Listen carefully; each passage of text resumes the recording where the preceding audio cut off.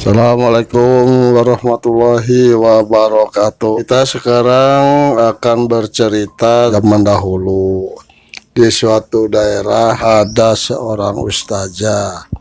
Itu orangnya emang baik, itu ya baik. Emang orangnya baik, ya ceramahnya, ayat-ayatnya, surat-suratnya. Emang itu hampir hampir apal semuanya itu ya. Dalilnya emang bagus ya, didapat dimengerti oleh masyarakat yang setiap orang mendengarkannya tuh itu orang itu tuh benar ya, pokoknya saya udah bisa dibilang ustazah itu tuh orangnya tuh bisa dibilang orang baik ya. Suatu hari ada orang yang mau minta tolong sama si ustazah itu tuh, terus dia ngomong, "Bu Ustadz, sekarang saya ini ada lagi kesusahan, suami saya tuh sakit, saya perlu biaya, gimana Bu Ustadz?"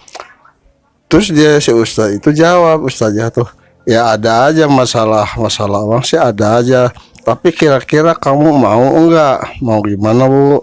Ya sekarang kamu mau pinjamnya berapa?" "Ya sedikit Bu, cuma 100 rupiah Ibu." "Ya kalau kamu benar ingin pinjam 100 rupiah, kamu harus bayarnya berarti 120, mau enggak Bu?" "Bu, berarti itu jadi ada lebihnya."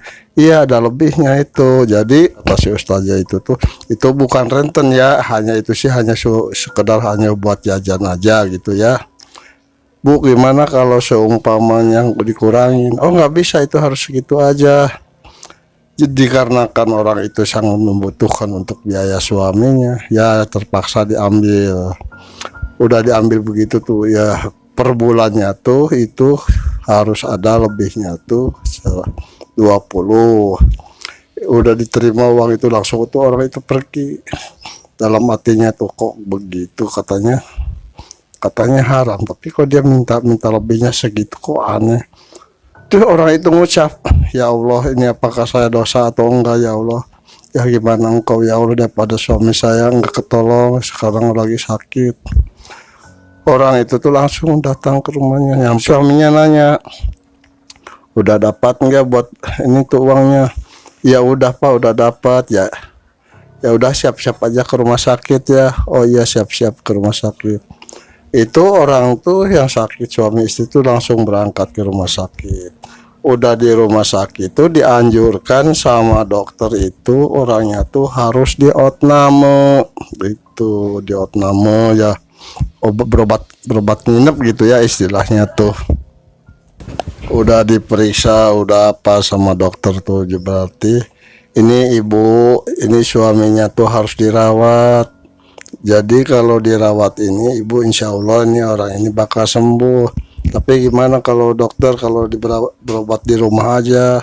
"Oh ibu ini nggak bisa, masalahnya ini penyakit udah fatal gitu ya Ibu." "Itu sih terserah ibu, tapi dokter ini kira-kira biayanya berapa?" "Ya kamu ya lumayan juga, ya udah mendingan gini aja, kamu mending ini suaminya harusnya berobat di sini ya, jadi nginep." Itu si perempuan itu tuh terus nanya, "Ini dokter, ini saya harus bayar berapa sekarang?" "Ya udah ibu, sekarang kamu tanya aja ke sana ke bagian administrasinya." "Oh ya ya dokter, udah sekarang gini aja, kamu sekarang ke sana nebus obat." "Oh ya dokter." Itu orang itu tuh si ibu itu langsung bawa resep dari dokter itu langsung ke apotek ke rumah sakit. Udah nebus gitu, ngobrol-ngobrol, ternyata uang segitu tuh itu kurang. Terus ibu tuh ngomong, "Bu gimana kalau saya minta setengah dulu?" "Ya boleh setengah." Itu yang setengahnya tuh dikasih, dibayarin.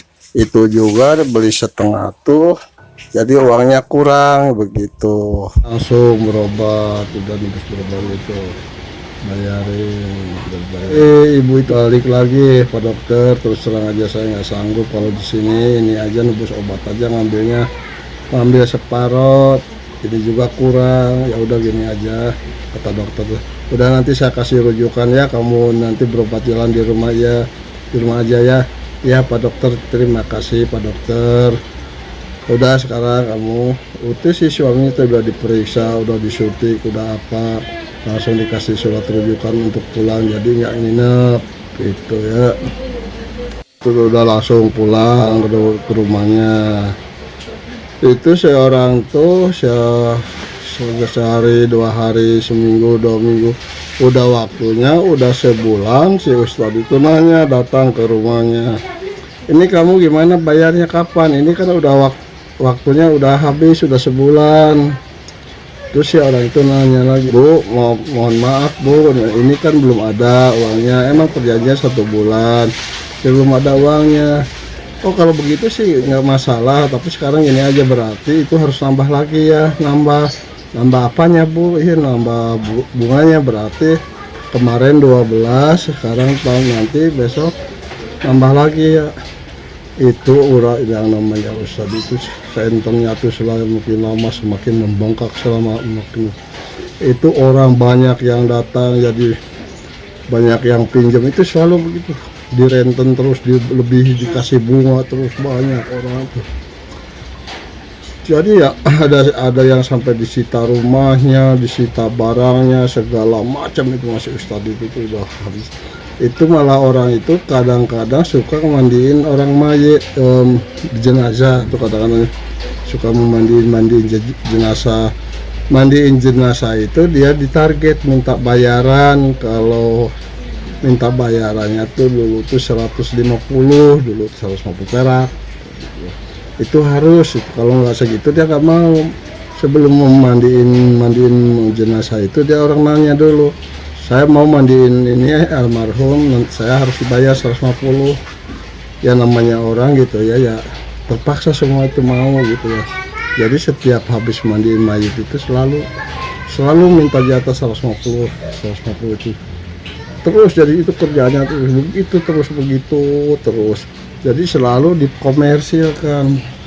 Itu banyak ya orang yang rumahnya ada yang rumahnya sampai disita dikarenakan utangnya nggak bayar sama si Ustadz itu ya.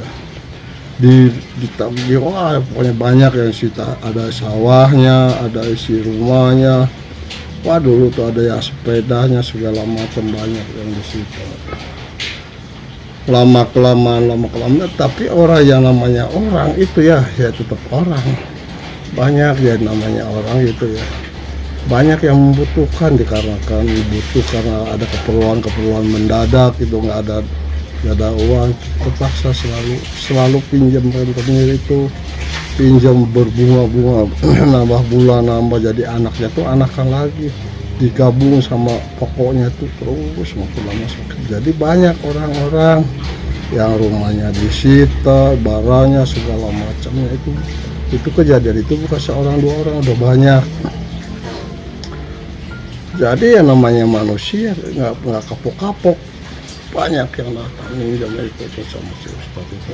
Gak lama kemudian Ustadz itu tuh sakit, si Ustadznya itu sakit, udah sakit, udah berobat ke rumah sakit, gak sembuh-sembuh, cari dukun gak sembuh-sembuh, didoain sama kiai gak sembuh-sembuh.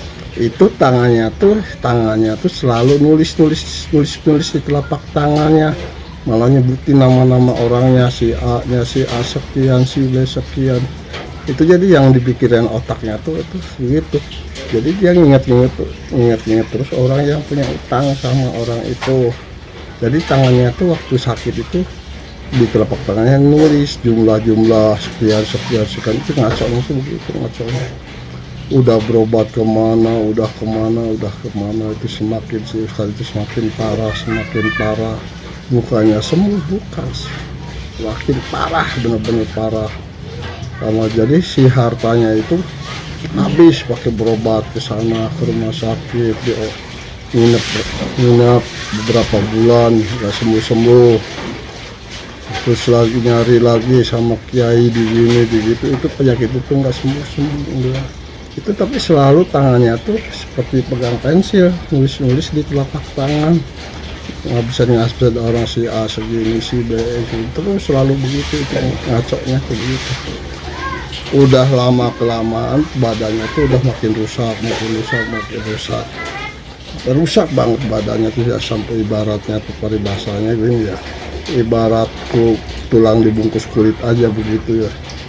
Ya mungkin udah kelamaan, udah parah begitu, suatu saat orang itu tuh meninggal dunia. Waktu meninggal itu orang pas ditutupin pakai kain gitu ya, ditutupin pakai kain, kan ditaruhnya di depan di tengah rumah. Banyak orang yang ngelayat pada datang gitu, yang namanya Ustadz kan namanya harum juga ya. Itu yang namanya mayit itu dari kain itu banyak yang keluar tuh apa coba? Bukannya belatung, bukan, itu lintah keluar dari kain tuh. Pas dibuka kainnya tuh, wah itu yang namanya lintah. Aduh, udah banyak kayak itu lintah tuh di badannya tuh banyak banget. Itu orang-orang sampai pada teriak, pada loncat gitu ya, ngajurang ke belakang, ketakutan gitu, geli gitu ya ngelihat lintah itu saking banyaknya. Udah lama kelamaan tuh suaminya dah, semua kata suaminya, udah sekarang kita mandiin aja ya dimandiin. Itu dimandiinnya juga sama suaminya. Orang lain tuh sama suka mandiin jenazah yang perempuan tuh nggak ada yang mau, dikarenakan orang itu badannya tuh banyak lintah ya, lintahnya gede-gede lagi, ada pacet, lintah segala macam di situ. Itu dimandiin sama suaminya tuh, itu lintahnya tuh pada keluar dari larangannya, dari duburnya, dari mulutnya, dari hidung, dari telinga, itu lintah pada keluar banyak. Itu si suaminya juga sampai nangis. Jadi si suaminya juga nggak tahu bahwa istrinya itu jadi tukang itu tuh, nggak tahu, dikiranya iya aja ya. Ya logika juga, dikarenakan yang namanya Ustadz kan nggak mungkin melakukan begitu, kan nggak mungkin, itu pikiran suaminya tuh. Tapi nyatanya kan begitu nyatanya. Terus nanya si suaminya tuh sama orang, nanya udah dibungkus sama kain kapan tuh, di kain kapan itu tetap yang namanya lintah keluar dari jasad itu, dari jasad mayit itu pada keluar banyak itu lintah. Semakin lama semakin banyak itu lintah, yang namanya lintah itu keluar gak habis-habis. Jadi si ustazah itu jenazah digotong itu di keranda itu, lintahnya tuh pada jatuhan sejalan-jalan terus. Lama makin lama itu yang namanya keranda itu lintah pada jatuh, orang yang mikulnya aja pada geli gitu ya, pada geli. Yang mikulnya aja masih untung gak dibanting, itu keranda itu masih untung. Itu yang namanya lintah keluar dari keranda, wah sejalan-jalan. Kita pondok cerita di perjalanan itu udah nyampe ke TPU, udah nyampe di TPU itu tukang gali juga pada kebingungan, tanahnya tuh waktu digali itu keras, gak kelar itu tanah, pindah lagi sini keras, pindah lagi. Terus nanya, ini yang galinya udah beres belum Pak? Belum beres, tanahnya semuanya keras itu, gak tahu kenapa keras, kok bisa keras begitu, kenapa. Jadi dipaksain begitu ya, udah beres ya kurang lebih ya sepinggang itu udah dikubur, udah si mayit itu dimasukin ke liang lahat itu, langsung dimasukin. Udah dimasukin begitu, ternyata bahwa pas mau dibuka tali pocongnya itu yang namanya lintah banyak ya, ampunan banyak keluar, modal gitu sampai keluar. Itu yang namanya itu sampai dikuburnya juga asal-asalan, malah sampai nggak sampai talkinya juga sampai di atas gitu, udah diberes talking, udah langsung dikubur, udah kubur beres segala macam.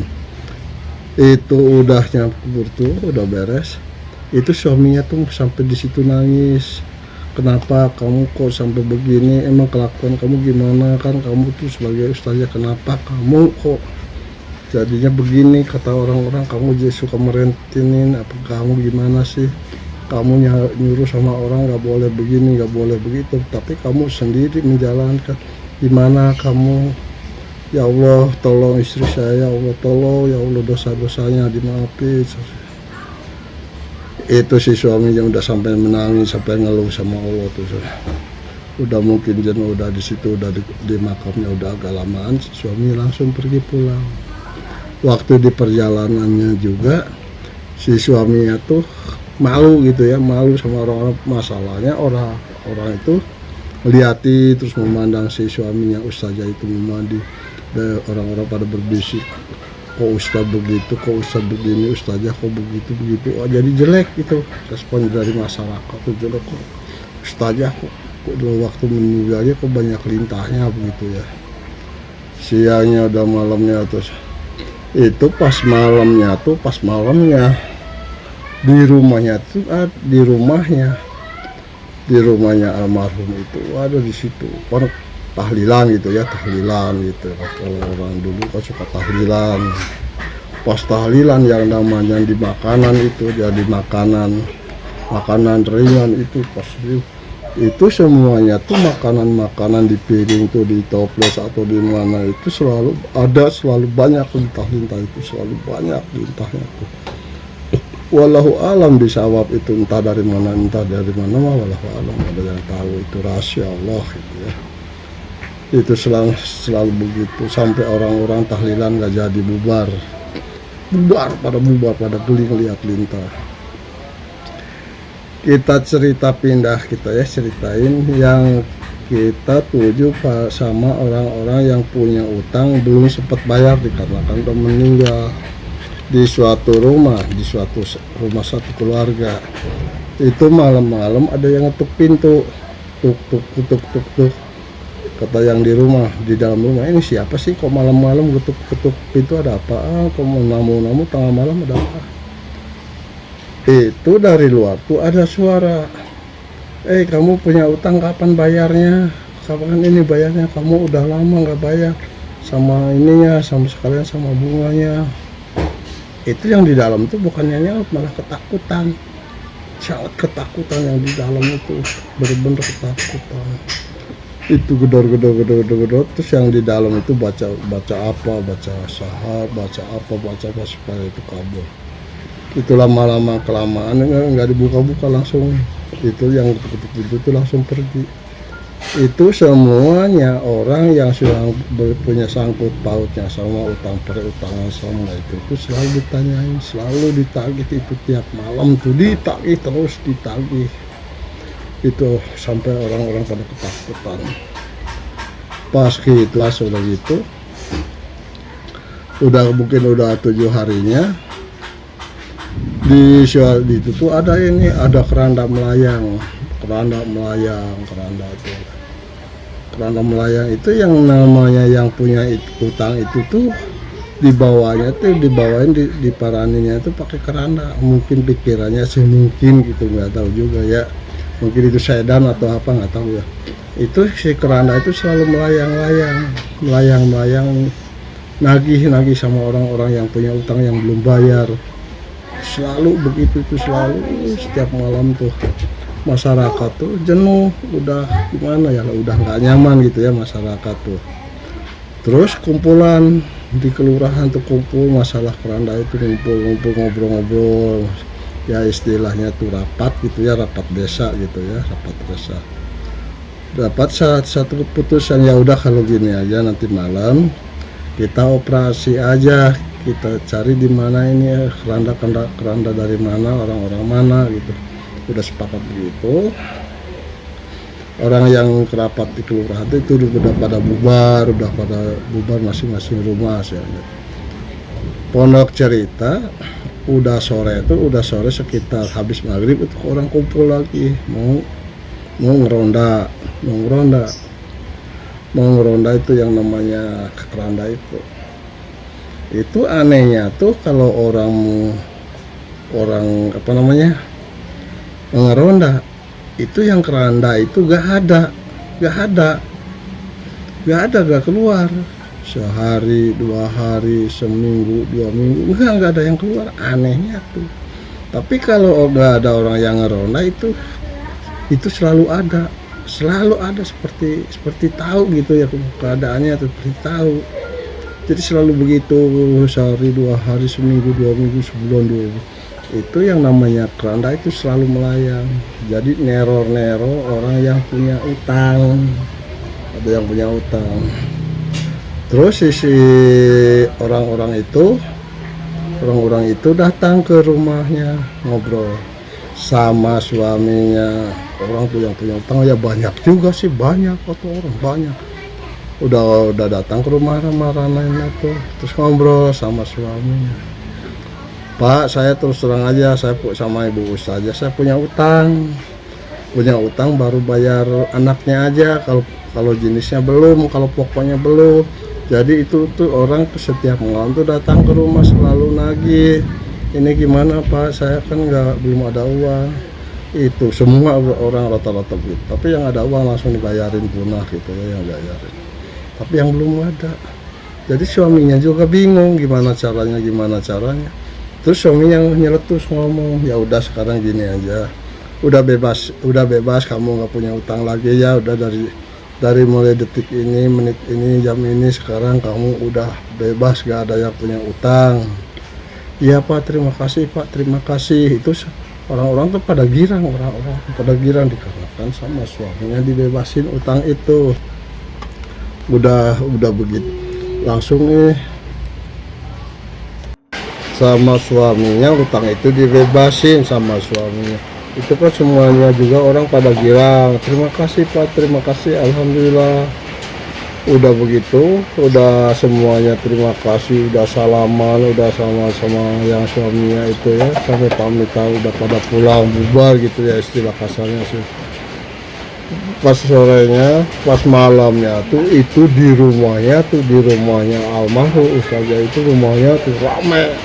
Wah, seperti ada yang marah gitu, yang marah, barang-barang dibanting segala macem, bang breng-brong gitu ya. Dia terutama di dapur kan banyak perabot, bener-bener di situ banyak suara-suara yang sangat keras, barang-barang dibanting, lampu listrik sampai mati nyala. Itu si suaminya tuh bingung, si suami ada apa kok begini. Langsung ke si suaminya tuh langsung keluar kamarnya, terus ngomong, ibu kalau bener ibu, tolong ibu sadar, ibu tolong ibu jangan buntang-banting barang, kalau barang nggak tahu apa-apa. Kenapa kok ibu tega sampai berbuat demikian? Ibu nggak, itu kan kata ibu nggak boleh, tapi kenapa ibu juga supaya begitu? Kenapa ibu kok tega, ibu kenapa ibu? Itu bukannya hilang yang suaranya barang-barang itu makin keras makin. Gua tahunya di situ mungkin ada yang gimana dari arah dapur gitu, dari arah dapur sampai nggak taunya ada api nyala besar, rumahnya itu sampai kebakaran, habis barang-barangnya itu semua habis kebakaran. Wah, ribut, tetangga semua pada teriak, rumah Bu Ustazah kebakaran. Mungkin anaknya juga dikarenakan dikasih makanan barang-barang yang begitu hasil dari rentenir itu, anaknya tuh dua meninggal semua kepanggang api di rumahnya lagi tidur.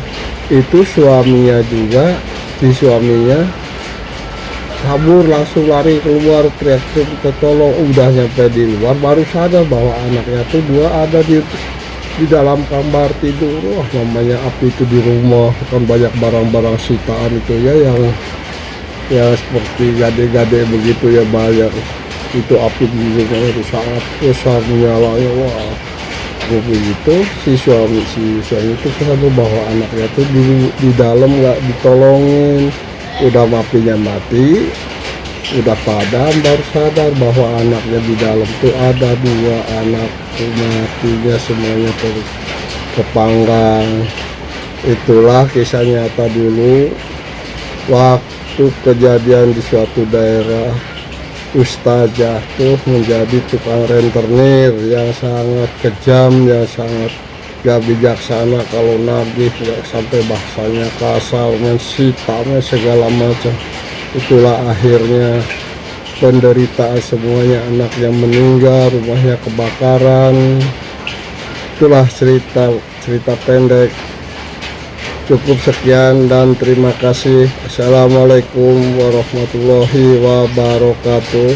Insya Allah kita ketemu lagi di cerita yang lain, mudah-mudahan bermanfaat, berguna buat Anda semua.